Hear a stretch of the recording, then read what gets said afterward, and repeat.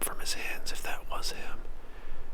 He'll try to regroup with them here later this morning, so who knows, it could have been a hen as well. So I'm gonna shut this camera off, sneak my way out here, and pick a spot to get set up.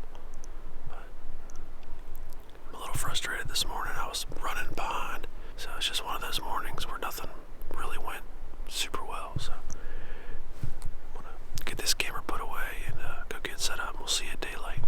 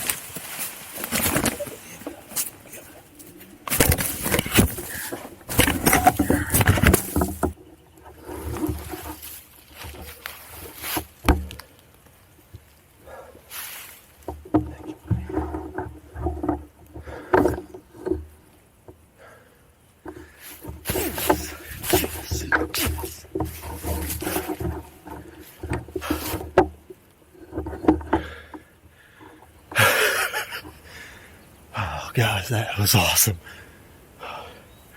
I just got the gun camera running right now. My main camera's up there. I cannot believe that worked out.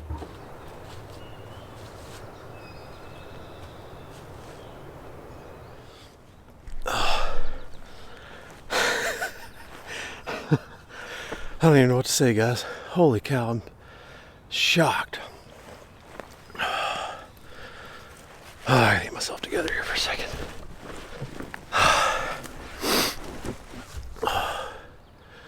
Well, that was a quick hunt. It's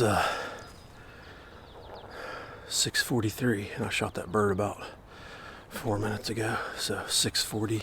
So the trail camera is what helped me kill that bird right there. Before season, I go around and I scout, and I find sign, I set cameras up, and that's how I keep tabs on these birds. I mean, I'll show you the kind of terrain I'm dealing with. It's very steep, it's very rugged.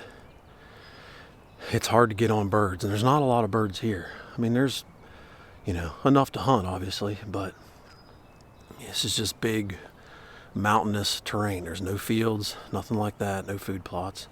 This is just big woods turkey hunting. I got a picture of this bird yesterday.